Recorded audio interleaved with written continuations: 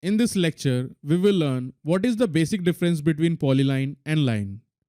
First, draw some line. Now, select polyline and draw some sketch. Now, you can see that lines are not joined together. That is, it is not a single body. On the other hand, polylines are joined together. That is, they are single body. We can convert polylines into lines. Select polyline, then go to explode and select it. Now you can see that our polylines are converted into lines. We can also convert lines into polylines. Press Ctrl key, then click on each line to select the lines. Go to Modify drop-down and select Join.